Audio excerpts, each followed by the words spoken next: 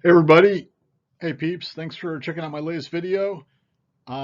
This week I'm going to go over today I'm going to go over the Week 10 recap of the NFL week just finished. Some DraftKings Reignmakers news, what the winning lineups were, some of the results, some of my results, what the thresholds were to cash, some of my recent buys and sells, and also some rest of season rankings of players according to quote unquote experts, fantasy football experts for PPR. The Whales did well this week as opposed to a couple of weeks recently where some of the smaller players or minnows and rainmakers did well. This week, people who had spent quite a bit or a pretty good amount won a lot of the big tournaments. And this orca is actually a dolphin known as a killer whale, and they're really, really smart creatures. They're fascinating, as are dolphins, if you ever watch any of those documentaries about them in the open ocean currently. As far as news, I'm not going to go over all this. There's information on their Discord and on their. They set up a web page, and it's still not all out there yet. But basically, similar to the Halloween set they did, Rainmakers is coming out with a sort of a Thanksgiving set and a holiday set. Excuse me. Packs are going to go on sale this Thursday, but they're $200 each. And from what I gather, you're going to need multiple packs. So just research it if you're a larger person that might want to get involved in this. Basically, they give flannel and sweater cards that can be used in separate big contests for Thanksgiving and around the holidays. And the cards can also be used other times. But the first pack, from what I can tell, for example, I think the flannel ones are only about the Thanksgiving games, which this year there's 3 games: Buffalo at Detroit, Giants at Dallas, New England at Minnesota. So Buffalo, Detroit will be projected, I'm sure, to be extremely high scoring, probably the highest scoring game of the year projected. So you just have to look and figure out all the rules because they're still unveiling all of this and whether it's worth it to you. When I saw the price of the packs, I said, nah, not for me, especially because I believe you need to own, you're going to have to buy more than one pack to even enter the contest, the gated contest. Another thing they did do this week is they put they've removed the card prizes from contests, but they added some new contests that actually the prizes were cards or booster pack that type things. And so those were interesting. I actually won a card, but not a booster pack. I think I used the wrong lineups and the wrong ones, but I'll go over that. So this week, the winning lineups and the fiats. First, we have the core and the rare, which won 5,000 and 10,000. Came in at 172 and 162. Fields, Barkley, Kirk, Lamb, and Taylor. No stack, no game stack even. Superstar Barkley. Notice Fields and Lamb were some of the big keys this week. Although other quarterbacks a lot of other players did put up good numbers. I believe those were the 2 keys. On the rare, it was Fields, Barkley, Lamb again, but they used St. Brown and Jones. Very low serial, 330. Now, as far as I looked up these players on Lucky Trader, and of course the information on there changes and it's not always accurate, but basically those are pretty large players. The floor price of their cards are both over $25,000, and they both own over 1,000 cards. So I would consider them whales or on the way to being. I mean, there's whales who are bigger than them. I don't know what's quite the next little thing below a whale, but maybe the killer orcas. But they're pretty large traders, as opposed to some of the weeks we've seen previously, where a couple of weeks where I think people had spent $400 or $700. At least their floor price of their cards was that, and some of them only had under 200 cards, under 100 cards, one contest. So this week it sort of went to the bigger players. This one had the Dallas Green Bay in-game stack, but no team stack, and Detroit Chicago. So a Detroit player, a Bears player, a Dallas player, a Packers player. So that's sort of a game stack oriented. As far as the big $100,000 contest, King Rex 9 won it. Another large player. Floor price value of their cards, man or woman, I assume Rex is a man, $35,000. Of course, won 100,000. 3,000 cards. So what is that? 600 lineups if he had 5 card lineups. I didn't go through all his. 175 high score, not that low a serial. So here we had Fields, Pollard, Jefferson, Lamb, and Diggs. Jefferson superstar.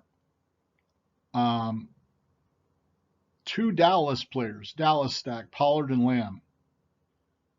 That was a nice play. They used Diggs as their rare. Of course, Fields has come in, I think, 2 weeks now. He's been good, and you don't really have to stack him as much because he's a running quarterback in general. So they had 2 Dallas. Oh, and they also had Jefferson and Diggs from the Minnesota Buffalo game. So 1 stack and then one game stack. So pretty impressive there.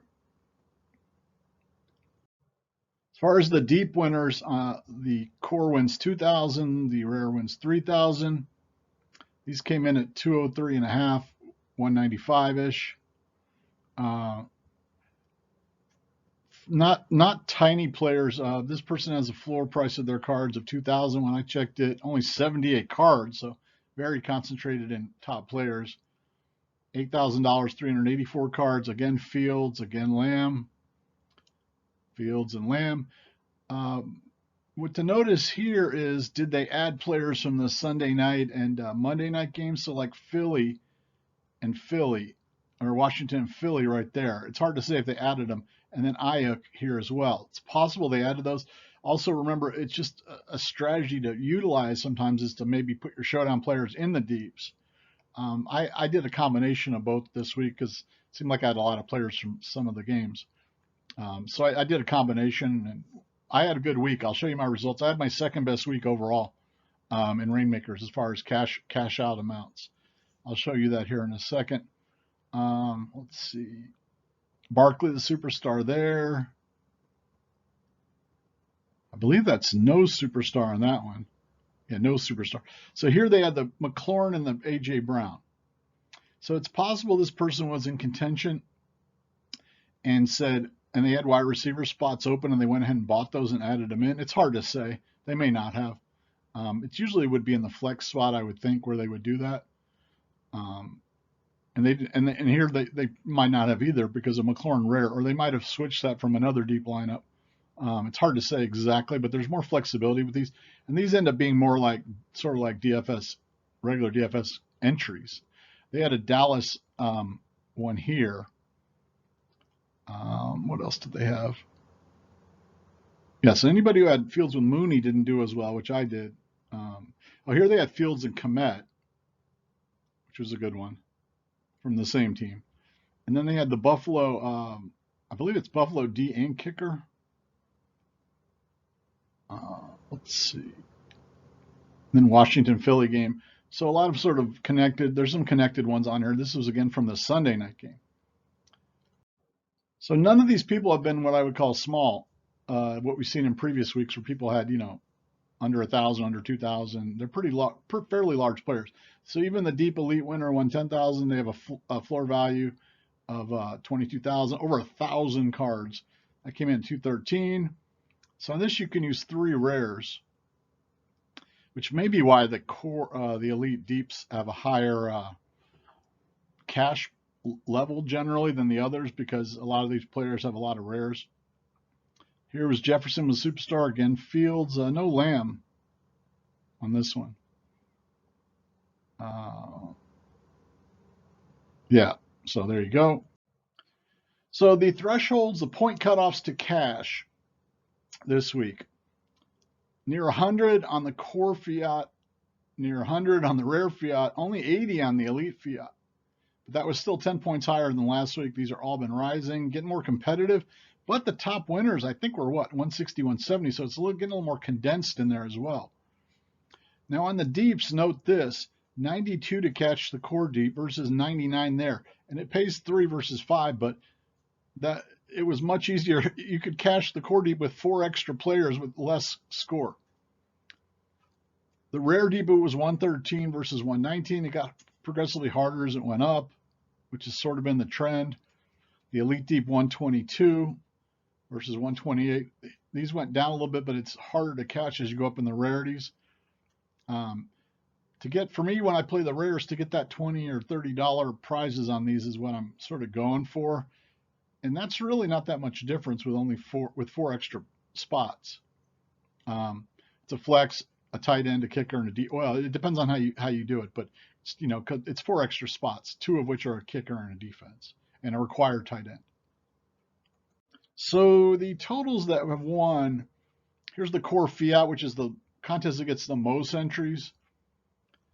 We had a couple high weeks above 190, but all the rest have basically between 150 and 175-ish. You've generally needed 170 the last few weeks. There was no stack on this week's, though. There's been a couple weeks like that. On the rare, it was 162. And then on the big contest, it was 175. I didn't have the first couple weeks, but you can see 175 and above the last 3 weeks. They had a Dallas stack going. So if you get 30 points out of each of your players, that's 150. I had a 150 one this week, so you really have to have a couple go 40 plus to hit the top echelon lately.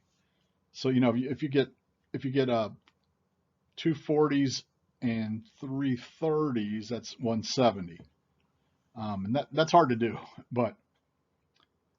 On the core deep, which is only 2,000, but that's the one with the most entries, only 201 it this week, which is one of the lowest totals. I came in second in this one, I think one of these 2 weeks. So my week 9 results, I had my second best week of the year.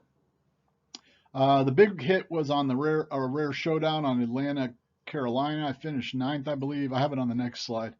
I was tied with many people.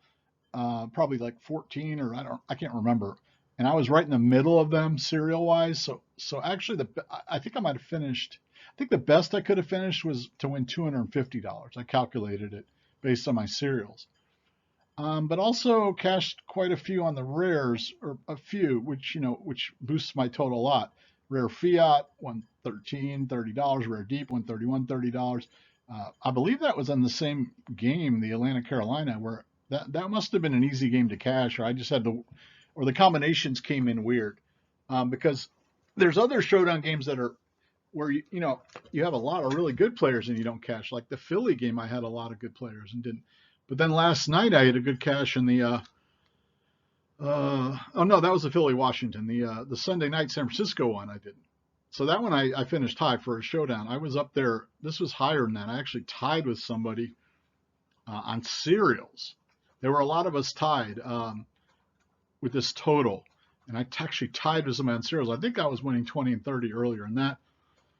I did some of these bankroll boosters on the deeps, and I won one of those for 5 just because I was looking at the low payouts on these. But this one was sort of a mistake because on the prize one I got that, and I only got a core pack, and I think I wanted to get that what do you call it, the booster pack one. But that was actually one of my better showdown weeks. So that added up to about $275. Plus I got a card, which ended up being a defense. So that one there, my best week was week 4, where I nearly won 1,500, but I won 500. In week 1, I won 100, but if I put in the right contest, would have won 500.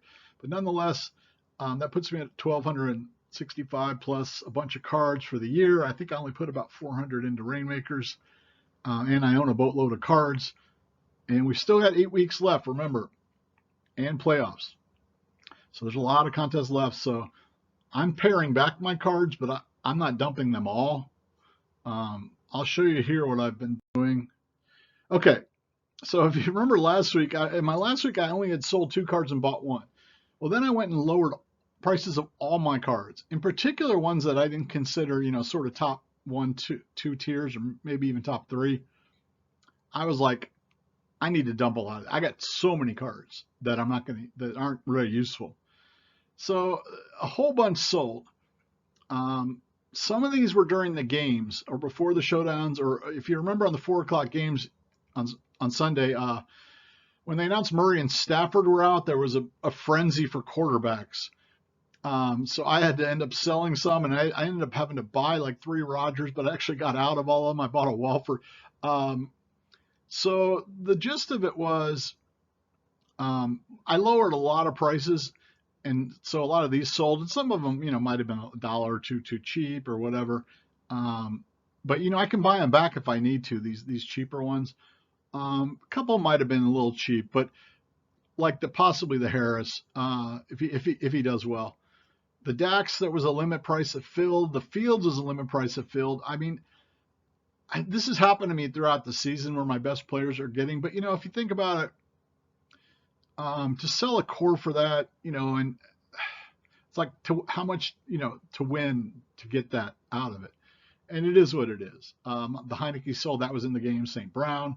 So the Walford I bought when I was scrambling for quarterbacks, and I just immediately put a sell order in 30, and it sold. I wasn't trying to scalp it, but it did. And I ended up buying 3 Rodgers, and he did well. But that gave me 4 Aaron Rodgers, so I ended up selling 3 of those. My Dax unfortunately got bought. Palmer got bought for the Chargers. Daniel Jones. There was a big run on quarterbacks. I lowered my Mills a lot. They bought my Brian Robinson for 5, which, I can buy it back, though, if I need to. So is what I bought. I bought a Dak and a Lamb rare. Remember, I was talking about the non-superstar best deals, and I said Dak and Lamb were the best deals in my video last week. And so I put my money where my mouth was, and those turned out well, and those are up since then. I bought a Jalen Hurts for 15. That was sort of because I had one going in the showdown, then I wanted one going in a deep. I had bought a Dak for 11, but it got bought out. The Rodgers got bought out. And I bought a Jonathan Taylor for 9. I thought it was 7, but that one's looking good as one of the non-superstars you should consider. I bought a Gallup rare, Arizona D rare, Kirk. The car was in the scramble for quarterbacks. I bought a Keenum when I thought Josh Allen was out. Bought a Goddard for showdown, but then he's very useful. Some of these were showdown ones that I still like them, like Ayuk and Kittle.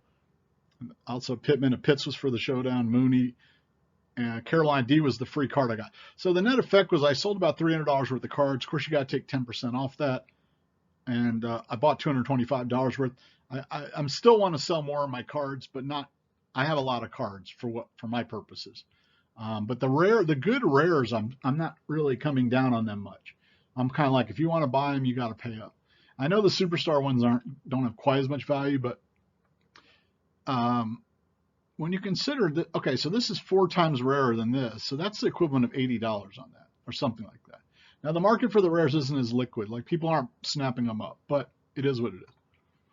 So here, real quick, this is consensus rest of season PPR rankings from a group of quote-unquote experts, like 10 different ones who had updated their rankings as of yesterday or today.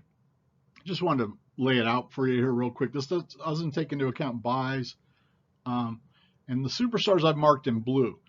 So top 12 quarterbacks rest of season by this ranking: Allen, Mahomes, Hurts, Jackson, Tua, Fields, Burrow, Murray, Prescott, Herbert, Cousins, and Smith. Notice no Brady or a couple others on there. Top 20 running backs: Barkley, McCaffrey, Eckler, Henry, Etienne, Chubb, Kamara, Taylor, Walker, Jacobs, Cook, Mixon, Jones, Stevenson, Pierce, Wilson, Sanders, Pollard, Connor, Harris. So you can see here that like those are the non-superstar ones. Depends on how far you want to go down. I would sort of say those 4 right there are the keys. The running backs, again, it sort of depends on how far you want to go down. The Pollard probably should be higher. I would probably cut it off there. Not put Wilson, Sanders, Connors I own, so I hope he doesn't. Harris I wouldn't. And then from there up, so then you're looking at 1, 2, 3, 4, 5, 6, 7, 8, 9, 10, 11 maybe non superstar running backs. And again, they're going to change the superstars one more time during the season, later in the season. Wide receivers, Kupp completely fell off this with his injury. I haven't checked the latest on how long he's injured. So he's not even listed among the top 24 PPR wide receivers for the remainder of the season. Hill, Diggs, and I wish they would make Diggs a superstar, but they are not going to because of Allen. Hill, Diggs, Jefferson, Adams, Brown, Waddle, Hopkins, St. Brown, Lamb, Evans, Higgins, Godwin, Olave, Cooper, Metcalf, Kirk, Lockett, Chase. Now, when is Chase coming back? I'm hoping sooner rather than later. McLaurin, Schuster, Smith, Pittman, Debo, and Moore. I think you can go down pretty far on here, maybe even all of these, maybe stopping here. But there are some big names not on this list as well. Top 10 tight ends, PPR, Kelsey, Andrews, Kittle, Hawkinson, Goddard, Freiermuth, Schultz, Pitts, Higbee, and Dulcich. Just so, like, as an example, like you could, if you owned all these 44 plus 22, that's like 66. Yeah, there's like a group of like 75 players-ish that if you own all of them, you can sort of, that might be all you really need to own, depending on, for showdowns, and for deeps, then you need some kickers and defenses, and you may not need all these tight ends either. I would probably go down to Goddard. Keep an eye on Schultz maybe. So there's 5 there, and that's sort of what I would like to have. Is that the quarterbacks? You know, there's an issue because of the superstar factor. So obviously it makes the non-superstars very valuable. All right, so I really want to thank you for liking, subscribing, and viewing my videos. I am doing So Rare basketball now, moderately, and soccer. My username on there is Chelsea USA. My Dapper username is Kentucky Wildcats. If you ever want to tip me a moment on there. My DraftKings referral code is Rufus Jones /R/Rufus Jones. And again, thanks. And I'll be doing a preview probably on Thursday of the Thursday games and some of the weekend stuff. So thanks for checking it out, and hope you had a good week. Let me know if you had any big hits in the Rainmakers contest. Have a good one.